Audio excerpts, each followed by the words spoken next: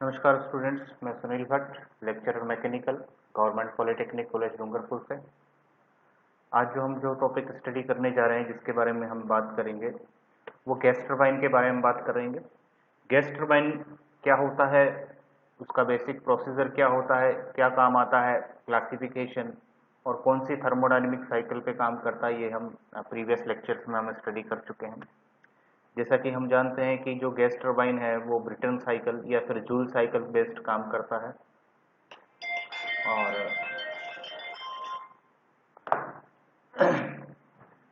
और joule cycle based काम करता है।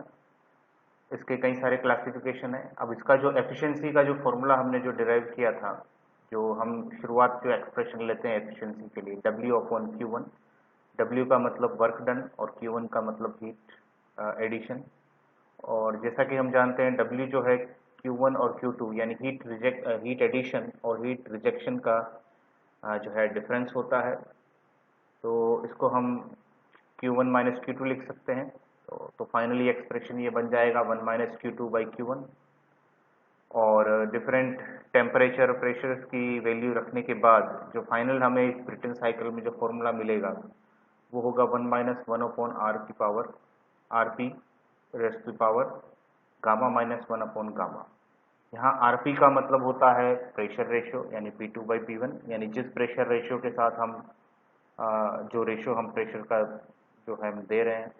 गामा का मतलब होता है रेशियो ऑफ स्पेसिफिक हीट यानी गामा इक्वल टू CP/CV। अब इसकी जो बेसिक डायग्राम है, अगर हम उसको देखें,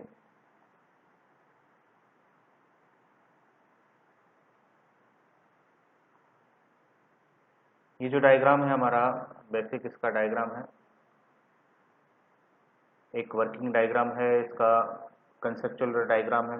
मेनली जो कंपोनेंट होते हैं गैस टरबाइंस में, एक कंप्रेशर होगा, टरबाइन होगा, दोनों ये सेम शाफ्ट पर होंगे, और कंबशन चेंबर होगा, और टरबाइन के शाफ्ट पर वर्क आउटपुट मिलेगा। और उसके बाद जो भी एसेसरीज या जो भी चीज़ें हम मशीन चलाना चाहें, चाहे पावर प्लांट चलाना चाहें, तो उसके लिए पावर अवेलेबल हो जाएगी। तो कंसेप्ट क्या होता है गैस टरबाइन का, एक बार रिवाइज करते हैं। फ्रेश एयर इनलेट पर आएगी और कंप्रेशर में कंप्रेस होगी, कंप्रेशर के आउटपुट में एयर कंप्रेस होकर के जाएगी, और कंबशन चेंबर में जब ये जाएगी तो एक फ्यूल सप्लाई लाइन के थ्रू फ्यूल इसमें अंदर आएगा और यहाँ पर कंबशन होगा।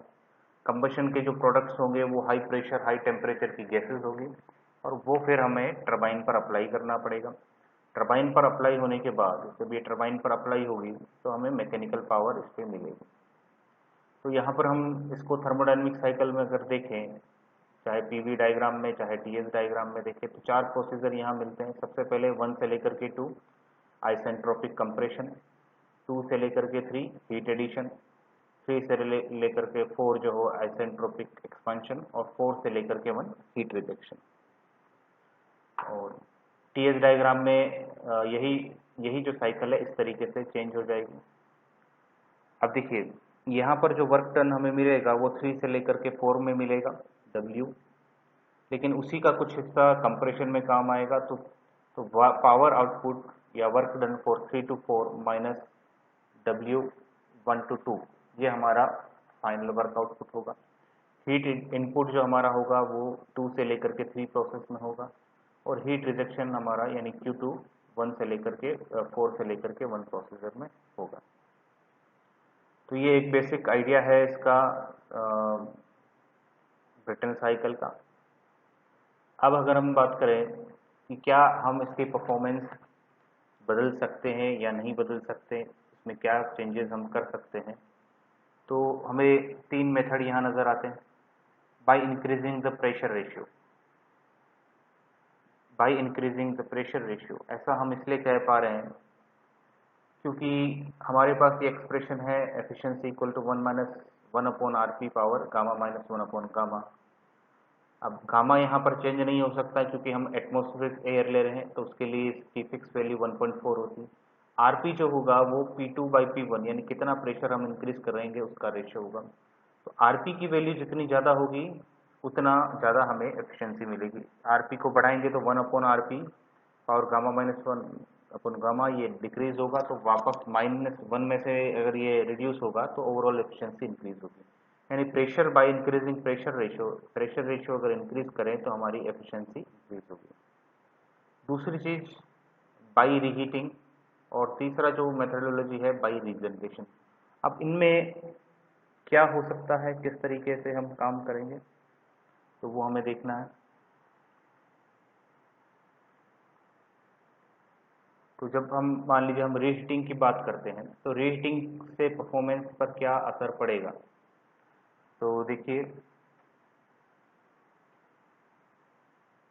ये हमारा रीहीट साइकिल है। रीहीटिंग का मतलब जब हम टरबाइन पर इसको जो पहली जो साइकिल में टरबाइन पर जब इसको एक्सपांड करते हैं तो पूरी तरीके से एक्सपांड, यानी 3 से लेकर के 4 में हम एक्सपांड कर रहे हैं, पूरी तरीके से एक्सपांड ना करके भी इंटरमीडिएट किसी प्रेशर पर ला करके उसको दोबारा से उसको कंबस्शन चेंबर में भेजेंगे 4 से लेकर 5 में, देखिए रीहीटिंग, और वापस से रीहीट करेंगे और सिमिलर 5 और सिमिलर जो टॉप टेम्परेचर जो T3 जो था उसी टेम्परेचर लेवल पर जाकर के हीट करेंगे। अब यहाँ पर देखिए सेम हमारा जो यहाँ पर हमें देखिए सेम साइकिल के अंदर एक बार ये दोबारा से रीहीट होकर के दोबारा से टरबाइन पर अप्लाई हो रहा है। इसका मतलब जो पीवी टीएस डायग्राम का ये जो ग्राफ है या पीवी डायग्राम का जो एरिया अंडर द कर्व होगा वो इंक्रीज हो जाएगा। वो इंक्रीज होने का मतलब इसके अंदर हमें पावर, एक ही साइकिल के अंदर पावर आउटपुट ज़्यादा मिलेगा। यानी मेनली इसका जो पर्पस होता है रीहीट का, पावर आउटपुट बढ़ाने के लिए होता है, और उस पावर आउटपुट बढ़ाने के लिए जो कॉस्ट दी जाती है वो कुछ एडिशन हीट भी दी जाती है। अब 4 से लेकर के 5 प्रोसेस में हम हीट यहाँ पर सप्लाई कर रहे हैं। अब देखिए इसके नीचे का एरिया भी इंक्रीज हो गया, तो इसका मतलब हीट तो सप्लाई कर रहे हैं लेकिन साथ में पावर आउटपुट भी बढ़ रहा है। तो हीट सप्लाई भी बढ़ रहा है, पावर आउटपुट भी बढ़ रहा है, इसकी कॉस्ट में हीट सप्लाई भी बढ़ रहा है। तो एफिशिएंसी पे, रीहीटिंग करने से एफिशिएंसी पे कोई खास फर्क नहीं पड़ता है, लेकिन मेनली पावर आउटपुट इसका बढ़ जाता है, उसलिए ये यूज में आती है। लेकिन एफिशिएंसी भी रीहीटिंग के साथ हम इंक्रीज कर सकते हैं, क्योंकि जो mean temperature of heat addition जो है, यहाँ पर हीट एडिशन के 2 प्रोसेस है, 2 से लेकर के 3, 2 to 3 एंड 4 to 5। अगर mean temperature of heat addition for 2 to 3 is less than 4 to 5 mean temperature of heat addition, तो हमारा एफिशिएंसी इसकी बढ़ेगी। क्योंकि किसी भी थर्मोडायनेमिक साइकिल में हीट एडिशन का जो टेम्परेचर है अगर वो इंक्रीज करते हैं तो हमारा एफिशिएंसी इंक्रीज होती है। जैसा कि आइडियल जो साइकिल है कार्नो साइकिल में हम देख चुके हैं कि हीट अगर एफिशिएंसी इंक्रीज करना चाहते हैं तो हीट सप्लाई का टेम्परेचर इंक्रीज करना होता है। लेकिन ज़्यादातर साइकिल, कई सारी साइकिल्स ऐसी होती हैं जिसमें हीट एडिशन कांस्टेंट टेम्परेचर पर नहीं होता है। जैसे इस केस में हमारा जो ब्रिटेन साइकिल के केस में ये कांस्टेंट प्रेशर पर हीट एडिशन हो रहा है, लेकिन और साथ के साथ में टेम्परेचर 2 से लेकर के 3 प्रोसेस जो हीट एडिशन है, या फिर 4 से लेकर के 5 जो प्रोसेस हीट एडिशन है, दोनों में टेम्परेचर लगातार बढ़ रहा है। लेकिन फिर भी हम एक mean temperature of heat addition define कर सकते हैं। प्रोसेस 2 से लेकर के 3 तक के लिए भी mean temperature heat addition define कर सकते हैं, और प्रोसेस 4 से लेकर के 5 तक भी mean temperature of heat addition define कर सकते हैं। तो mean temperature of heat addition यदि 4 से लेकर के 5 का ज़्यादा है, 2 से लेकर के 3 तक में, उससे अगर ज़्यादा है तो हमारा एफिशिएंसी इंक्रीज हो जाएगी, अगर उससे कम है तो एफिशिएंसी डिक्रीज भी हो जाएगी। तो मेनली अगर एफिशिएंसी हीटिंग का जो फर्क पड़ता है वो एफिशिएंसी पे नहीं पड़ता है। तीसरा जो चीज़ है बाई रीजनरेशन। रीजनरेशन से जो एफिशिएंसी या परफॉर्मेंस किस तरीके से इफेक्ट करती है तो वो हम देखते हैं। ये देखिए रीजनरेटिव गैस टरबाइंस। रीजनरेशन के लिए हम क्या करते हैं, रीजनरेशन का मतलब जब जो गैस है, जो एग्जॉस्ट या कंबशन के प्रोडक्ट्स हैं जो टरबाइन पर एक्सपांड हो रहे हैं, एक्सपांशन के बाद आफ्टर सम एक्सपांशन कुछ पार्ट जो है इसका, जो इनलेट पर जो एयर हीटिंग हो रही है उसके साथ अगर हम मिक्स कर दें तो क्या होता है, जो इनलेट पर जो हीटिंग हो रही है उसकी हीट लेकर के जो इनलेट पर जो आपको इनिशियल जो कंबशन चैम्बर में जो एयर जा रही है वो पहले से ही हीटअप होकर के जाएगी। उससे क्या होगा, हीट एडिशन जो Q1 है, आप देखिए अगर इस एक्सप्रेशन को अगर हम देखें, efficiency equal to 1 minus Q2/Q1, अगर Q1 की वैल्यू अगर हम डिक्रीज करते हैं, Q1 की वैल्यू अगर हम डिक्रीज करते हैं बाकी चीज़ें सेम रखने पर, तो हमारी एफिशिएंसी इंक्रीज होगी। रीजनरेशन से हम Q1 की वैल्यू इंक्रीज कर सकते हैं। वो कैसे कर सकते हैं, जो प्रोडक्ट्स यहाँ के वेस्ट जा रहे हैं उनकी हीट को किसी एक रीजनरेटर या एक रीजनरेटेड जो एक टाइप का हीट एक्सचेंजर होता है उसके थ्रू अगर पास आउट करें, जैसे 4 पॉइंट से जाने के बाद ये गैसेज इधर जा रही है और ये किसके कांटेक्ट में आ रही है, देखिए जो fresh air compressed fresh compressed जो एयर आ रही है उसके कांटेक्ट में जा रही है। तो यहाँ पर हम देख सकते हैं कि जब इन दोनों का कोई कनेक्शन बनेगा तो हीट का इंटरेक्शन होगा। ये हाई टेम्परेचर पे जो एग्जॉस्ट हीट जा रही है और ये लो टेम्परेचर पे जो फ्रेश एयर आ रही है, इन दोनों का इंटरेक्शन होगा तो हीट का एक्सचेंज होगा। हीट का एक्सचेंज होगा तो जो जो कंबशन चैम्बर में जो एयर अंदर आएगी, कंप्रेस्ड एयर, वो पहले से ही हीटेड हो जाएगी। जब पहले से ही हीटेड हो जाएगी तो जो हीट एडिशन हम फ्यूल बर्न करके कर रहे हैं उसमें हमें एफर्ट कम करना पड़ेगा, वो हीट एडिशन हम कम कर सकते हैं।